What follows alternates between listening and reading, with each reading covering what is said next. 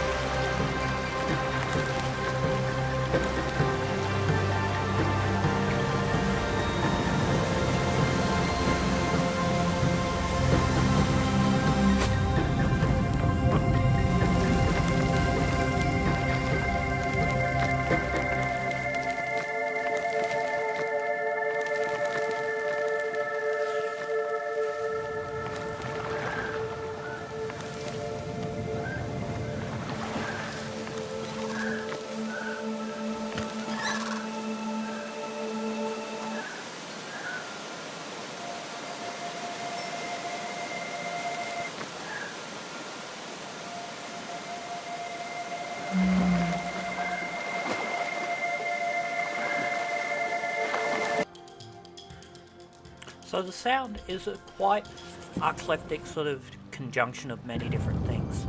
You'll get a lot of different things. Let's cover music first, because that is probably the bigger selling point of a game like this. With most walking simulators, if you don't have a decent sort of soundtrack that goes with it, it doesn't actually punch through. And you can buy the original soundtrack for this particular game, and it's not that expensive, but at the same time, it's just a soundtrack. What you get here is a heavily synthesized soundtrack. It's not any super magical instruments or anything like that. It is very long, continuous pieces that are very melodic and also pull you into different things. It makes you feel the emotions of the game, but it's not a great soundtrack. It's pleasing, it's relaxing, and it will do the things that it needs to do to make you feel like you're a part of the game and everything, but at the same time it doesn't sell super music, but it's adequate and it makes the game worthwhile. The sounds, on the other hand, are a much different thing altogether.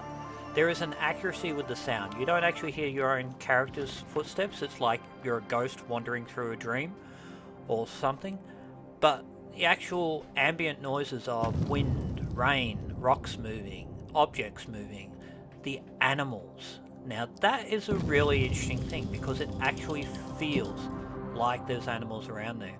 It reminds me very much of when I first booted up No Man's Sky, where I'm sitting there and I'm listening, and every time I walked into a world I heard these sounds of things that lived in this space, these different creatures and everything that made it feel like it was actually something there. So for the sound itself, I love it, and it really was good. A lot of the visual cues were there, but if you didn't hear the sounds, like when the pathway started building itself after you've solved a part of the puzzles where you have to click the various rocks continuously to just open up the path, if I hadn't heard that, I wouldn't have even noticed the path at the last instant, and it was a very surprising thing. Now onto the gameplay, because that is the most important thing about walking simulators. They have to have a decent gameplay that works with you and makes it easy to do things. It works on the basic ASW design for forward, back, left and right sort of thing for strafing, your basic mouse for a look around, and your left and right mouse button to click. That's all it is. It's very simple, it's very easy, and you can get it done quite a lot. Lots of exploring, because exploring is what you have to do in order to find anything in this game. And it's not easy just to go, oh, I'm there, that's where I need to go. No map system, no nothing. You have to figure it out. And that's all it is to it.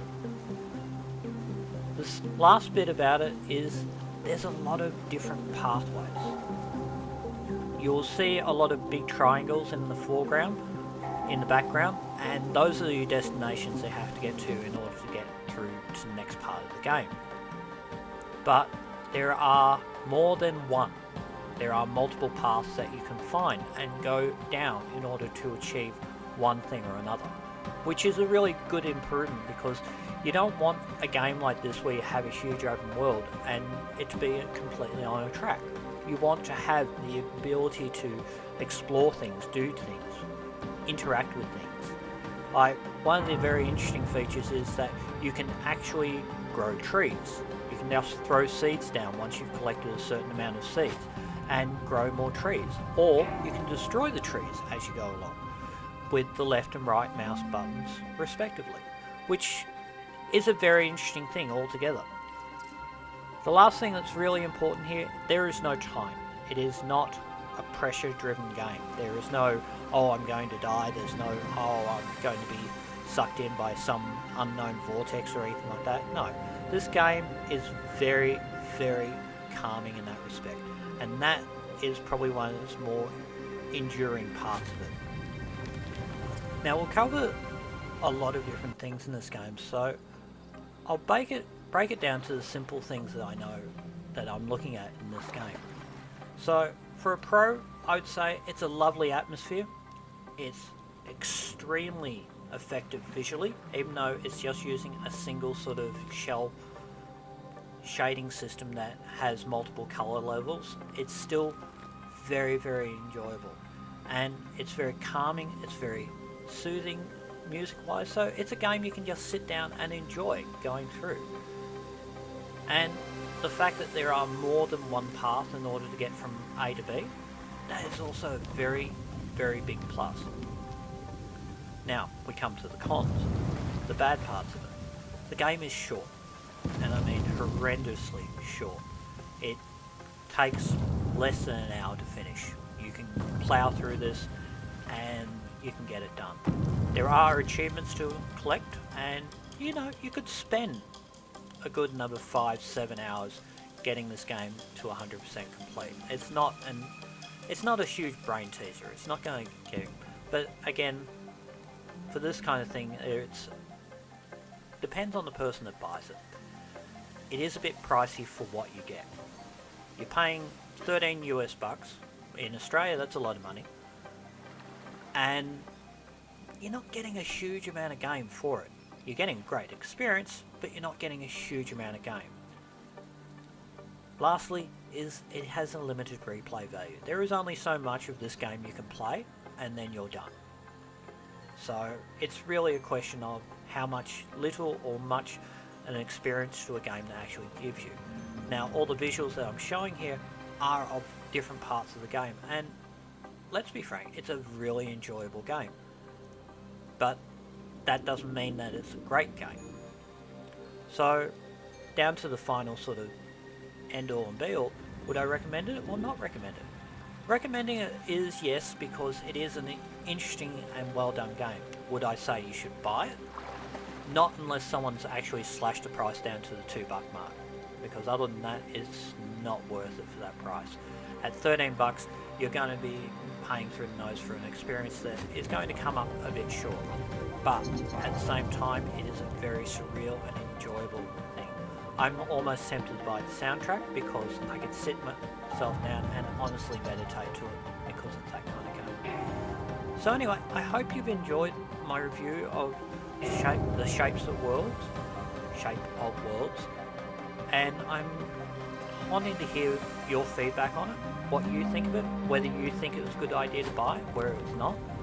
And I'd also like to see if you want to subscribe if you perhaps like what I'm doing here, and also hit that like button so I know what I'm doing is right, because if you hit the like button, at least I know you like it or you don't like it. If you hit the thumbs down button, I know I've stuffed up something. That's the main idea of it. But other than that, keep it out there, keep enjoying games, and have more fun out there. Catch you next time. Astral Dragon out.